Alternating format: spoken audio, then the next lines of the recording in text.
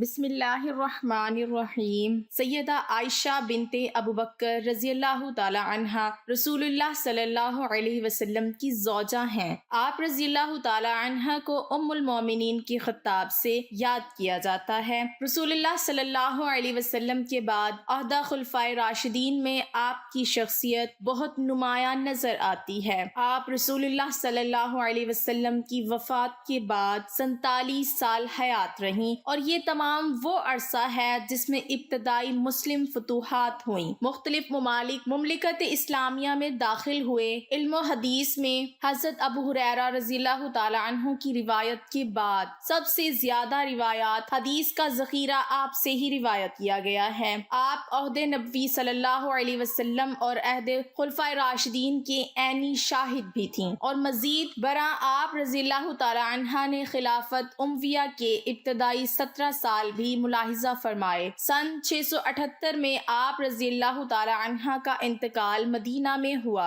آپ کے مناقب فضائل کثیر ہیں، جن سے آپ رضی اللہ تعالی عنہ کی عظمت و شان جلالت مسلم خواتین پر نمایاں ہیں۔ آپ رضی اللہ تعالی عنہ رسول اللہ صلی اللہ علیہ وسلم کی وفات کے بعد 47 سال حیات رہیں۔ حضرت امیر معاویہ رضی اللہ تعالی عنہ کی خلافت کے اواخر سال حضرت عائشہ رضی اللہ تعالی عنہ کی حیات مبارکہ کے اواخر سال ہیں۔ سن 58 ہجری بمطابق 678 میں جب آپ کی عمر 67 سال کے قریب تھی کہ ماہ رمضان 58 ہجری جولائی 678 میں علیل ہو گئیں، اور چند روز تک علیل رہیں۔ کوئی حال پوچھتا تو فرماتی اچھی ہوں۔ جب آپ رضی اللہ تعالی عنہ کی وفات کا وقت قریب آیا تو فرمانے لگی، کاش میں پیدا ہی نہ ہوئی ہوتی، کاش میں ایک درخت ہوتی کہ اللہ کی پاکی میں رطب اللسان رہتی اور پوری طرح سے اپنی ذمہ داری سے سبکدوش ہو جاتی، کاش میں مٹی کا ایک ٹھیلا ہوتی، کاش اللہ تعالیٰ مجھے پیدا نہ فرماتا، کاش میں زمین کی بوٹیوں میں سے کوئی بوٹی ہوتی اور قابل ذکر شے نہ ہوتی۔ عیسیٰ بن دینار کہتے ہیں کہ میں نے ابو جعفر رضی اللہ تعالی عنہ سے پوچھا کہ ان تمناؤں سے کیا مراد تھا؟ کہنے لگے، ام المومنین ان تمناؤں سے دعا میں توبہ کا وسیلہ اختیار فرما رہی تھی۔ یہ تمام تمنائیں آپ کثر نفسی سے فرما رہی تھیں، حالانکہ آپ ازل سے ام المومنین کے خطاب سے سرفراز ہوئی ہیں۔ اسماعیل بن قیس کہتے ہیں کہ بوقت وفات حضرت عائشہ رضی اللہ تعالی عنہا نے وصیت فرمائی کہ میں نے رسول اللہ صلی اللہ علیہ وسلم کے بعد نئی باتیں اختیار کر لی تھیں، لہٰذا مجھے نبی صلی اللہ علیہ وسلم کی ازواج مطہرات کے پاس دفن کرنا۔ یہ آپ نے کثر نفسی میں فرمایا تھا۔ ذکوان جو آپ کے غلام تھے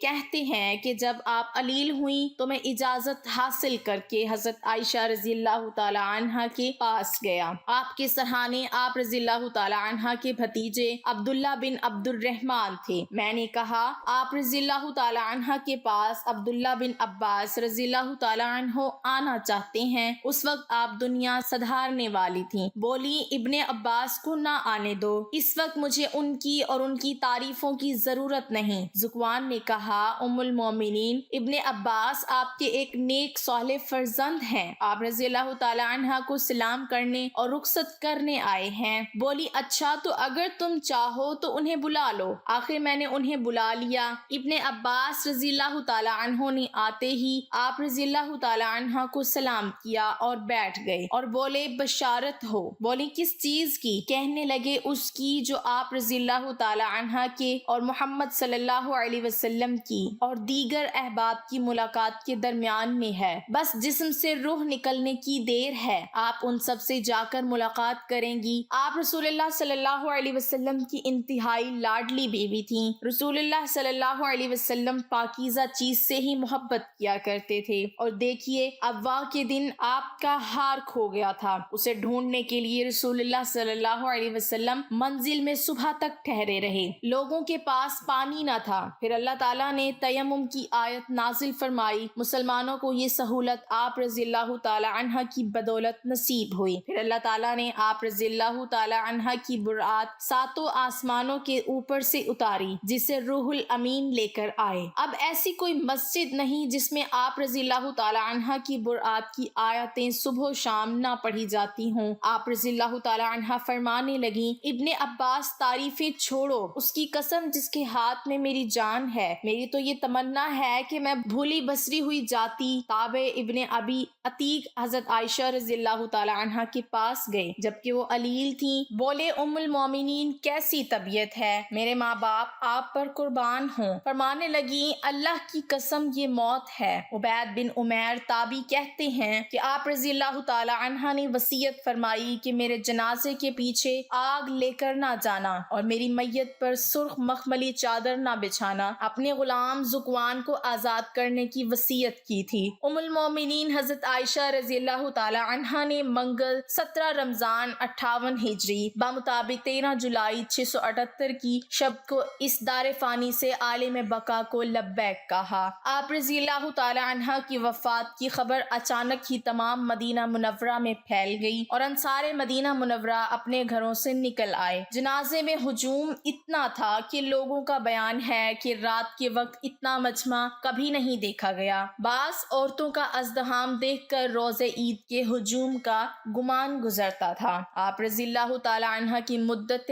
حیات شمسی سال کے اعتبار سے 64 سال اور قمری سال کے اعتبار سے 66 سال 11 ماہ تھی۔ نماز جنازہ حضرت ابو ہریرہ رضی اللہ تعالی عنہ نے پڑھائی اور آپ کی تجہیز و تکفین شب میں ہی عمل میں آئی۔ حضرت ابو ہریرہ رضی اللہ تعالی عنہ ان دنوں مدینہ منورہ کے قائم مقام امیر تھے۔ کیونکہ مروان بن حکم مدینہ منورہ میں موجود نہ تھا، وہ عمرہ کے لیے مکہ مکرمہ گیا ہوا تھا اور مدینہ منورہ میں حضرت ابو ہریرہ رضی اللہ تعالی عنہ کو اپنا نائب اور قائم مقام امیر بنا کر گیا تھا۔ بوقت تدفین آپ رضی اللہ تعالی عنہ کی قبر اطہر کے چاروں اطراف ایک کپڑے سے پردہ کر دیا گیا تھا تاکہ آپ رضی اللہ تعالی عنہ کے احترام میں کوئی کمی واقع نہ ہو۔ آپ رضی اللہ تعالی عنہ کو قبر اطہر میں آپ کے بھانجوں بھتیجوں یعنی جناب قاسم بن محمد بن ابو بکر، حضرت عبداللہ بن زبیر رضی اللہ تعالی عنہ، ارواح بن زبیر، عبداللہ بن محمد بن عبد الرحمن بن ابو بکر نے قبر اطہر میں اتارا۔ شب بدھ میں تہجد کے وقت تدفین عمل میں آئی۔ ام المومنین حضرت ام